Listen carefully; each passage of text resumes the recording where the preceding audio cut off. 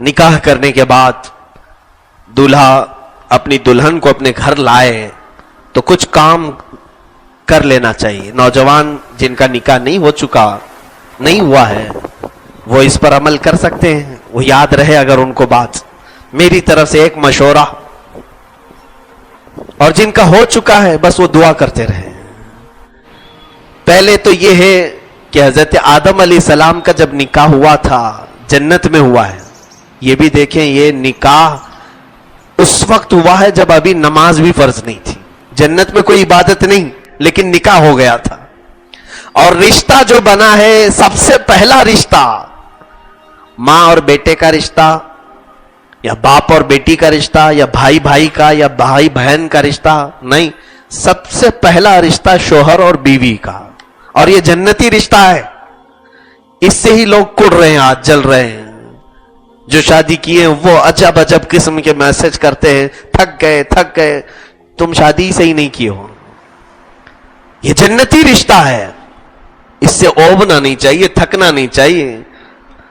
حضرت آدم علیہ السلام جب حضرت حوا پیدا ہو گئی، اب مجھے بتائیے ایک انسان ہے پورے جنت میں، آدم علیہ السلام، دوسرا کوئی نہیں. اور پیدا ہوئی ایک عورت، ان کے علاوہ کسی اور کے لیے ہو سکتی تھی؟ وہ بنائی گئی ہے حضرت آدم کے لیے. اس کے باوجود حضرت آدم علیہ السلام کو اللہ نے فرمایا تمہیں چھونا حلال نہیں. ابھی ایک ہی تھی، ان کے ہی لیے تو تھی. یہاں پتہ نہیں تمہارے لیے ہے ہی نہیں، اس کو چھونے کی کوشش کر رہے ہو تم، پتہ بھی نہیں ہے.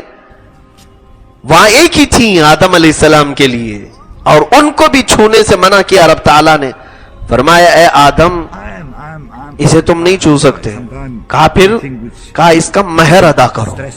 یہ قانون جنتی ہے، مہر ادا کرو، اس کے بعد تمہارے لیے حلال ہوگی. مہر کیا دوں مولا؟ رب تعالیٰ نے فرمایا تمہاری اولاد میں اخیر زمانے میں میرے ایک حبیب نبی پیدا ہوں گے جن کا نام محمد ہوگا، زمینوں پر آسمانوں پہ احمد ہوگا. اس نبی پر تم 20 بار درود بھیجو، یہ تمہارا مہر ہے. یہ علامہ عبدالحق محدث دہلوی رحمۃ اللہ علیہ نے اس کو لکھا ہے اپنی کتاب مدارج النبوہ میں. میرے عزیزوں، آدم علیہ السلام کے لیے بی بی حوا حلال ہوئی.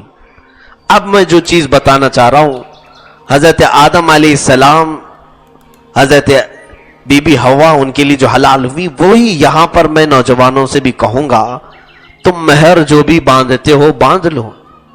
5,000 7,000 10,000 تمہاری حیثیت کے مطابق. لیکن ساتھ ہی تمہاری دلہن گھر پر آنے سے قبل ہی مصطفیٰ کریم صلی اللہ علیہ وسلم کی ذات پر تم بھی درود پاک بھیجو. 20 نہ صحیح 100 مرتبہ تم اپنی طاقت استعداد کے مطابق جتنا ہو سکے، تاکہ یہ شریعت کا جو قانونی مہر ہے وہ پیسوں سے تم نے ادا کر دیا، اور جو آدم علیہ السلام کا جنتی مہر ہے وہ بھی تم سے ادا ہو جائے. ایک تو یہ طریقہ، یہ میرا مشورہ ہے. اعلیٰ حضرت رضی اللہ تعالیٰ عنہ نے جو فرمایا وہ یہ ہے کہ دلہن کو گھر پر لائیں تو پہلے اس کے گھر پہ داخل ہونے سے پہلے ہی اس کے پیر دھل لو، اس کے پیر دھل لو، اور اس کے پیر کے دھلے ہوئے پانی کو گھر کے چاروں کونوں میں ڈال دو. چاروں کونوں میں ڈال دو، اللہ رب العزت خوب برکت نازل فرمائے گا، برکت آئے گی. اور دلہن جب گھر پر آ جائے تو پھر فرمایا کہ رات کو جب تم تنہائی میں ہو جاؤ گے، حجلہ عروسی میں تم آئے، آج پہلی رات ہے ملاقات کی، تو دلہن اور دولہا جب اکیلے ہو جائیں، تنہائی ہو جائے، خلوت صحیحہ ہو جائے، تو سب سے پہلے وہ اپنے غلط طریقوں سے ملاقات نہ کریں. ہائے ہیلو نہیں، سلامتی کے ذریعے سے ایک دوسرے کو سلام کریں. اور یہ سلام تمہارا اللہ نے اگر قبول کر لیا تو ہمیشہ دونوں سلامت رہو گے. دعا ہے نا، السلام علیکم ورحمت اللہ وبرکاتہ. اللہ تم پر سلامتی نازل کرے اور اللہ کی رحمتیں اور برکتیں ہو تم پر. دلہن اگر پہلے سلام کر رہی ہے تو دولہے کے لیے، یا دولہا اگر پہلے سلام کر رہا ہے تو دلہن کے لیے. لیکن کوئی اس میں یہ ضروری نہیں ہے کہ پہل کسے کرنا چاہیے، جو چاہے کر سکتا ہے. سلام کے ذریعے سے ابتدا ہو.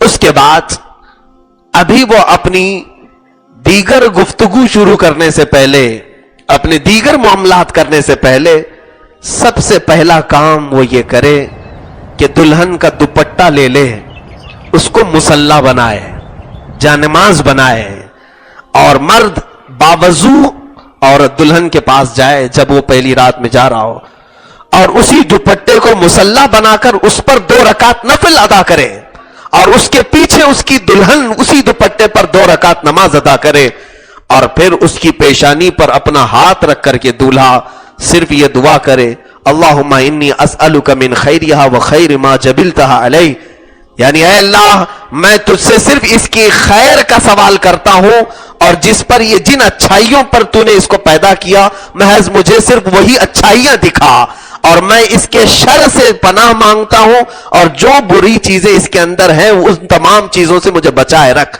یہ دعا کے بعد آگے کے معاملات کریں۔ اعلیٰ حضرت رضی اللہ تعالیٰ عنہ نے لکھا ہے مولا تعالیٰ موت تک ان دونوں کو سلامت رکھے گا، ان کو نیک و صالح جوڑوں میں شمار کیا جائے گا، ان کو صالحین میں شمار کیا جائے گا۔ یہ زندگی گزارنے کے اور طور طریقے شروعات کی یہ تمام چیزیں ہیں۔ سوال تو یہ کوئی نہیں کرتا ہے نوجوان آ کر کے، پہلے یہ پوچھتا ہے شیروانی کیسے سلاؤں، مفتی صاحب اچھا مشورہ دے دیں، آپ جوتے کیسے سلواؤں، امامہ کیسے بندواؤں، مجھے اسی کام کے لیے رکھا ہے۔ میرے عزیزو، زندگی کی پہلی رات ہو، ایک نئی زندگی گزارنے جا رہے ہو، تو یہ بھی تو سوال کریں کہ میرے آقا صلی اللہ علیہ وسلم کی سنتیں کیا ہیں، اسلامی طور طریقہ کیا ہے۔ اسی اعتبار سے اپنی زندگیوں کو شروع کرو تو یہ جو شقاق ہے، یہ جھگڑے ہیں، ان تمام چیزوں کی نوبت ہی نہ آئے۔ میں یہی دعا کرتا ہوں مولا تعالی ہم سب کو جنتی لطف دنیا میں بھی عطا کرے اور آخرت میں بھی عطا کر رہے ہیں، اور بیوی کو بوجھ نہ سمجھیں، اور کوئی بیوی اپنے شوہر کو بوجھ نہ سمجھے، اور جس نے یہ سوچ لیا ابھی سے، اور حقیقت میں اللہ اسے بوجھ بنا کے ہی رکھے گا۔ جس نے سوچا یہ بیوی میری بوجھ ہے، روزانہ کچھ نہ کچھ مانگتی رہتی، تم نے دماغ میں جیسے اس کو بوجھ سمجھا، رب تعالیٰ نے تمہارے لیے اس کو بوجھ ہی بنا دیا۔ اور تم اگر یہ سوچتے کہ اللہ تعالیٰ نے میرے حوالے اس کو کیا ہے، میں ذریعہ بنا ہوں اس کے رہن سہن کا، اس کے کھانے پینے کی، اس کی تربیت کا، تو اللہ تبارک و تعالیٰ ایسے آسانی سے تمہارے لیے رزق کے دروازے کھولے گا، تمہیں پتہ بھی نہیں چلے گا۔ ایسی جگہ سے رزق آئے گا جہاں تمہارا گمان بھی نہیں ہوگا۔ بوجھ نہ سمجھے، نہ عورت مرد کو بوجھ سمجھے، نہ مرد عورت کو بوجھ سمجھے۔ یہی زندگیوں کے اسلوب ہے میرے عزیزوں۔ اللہ خیر والے معاملات فرمائے۔ ایک ہی آیت کی میں تفسیر کر سکا، دوسری آیت انشاءاللہ کل عرض کرتا ہوں۔ وآخر دعوانا ان الحمد للہ رب العالمین۔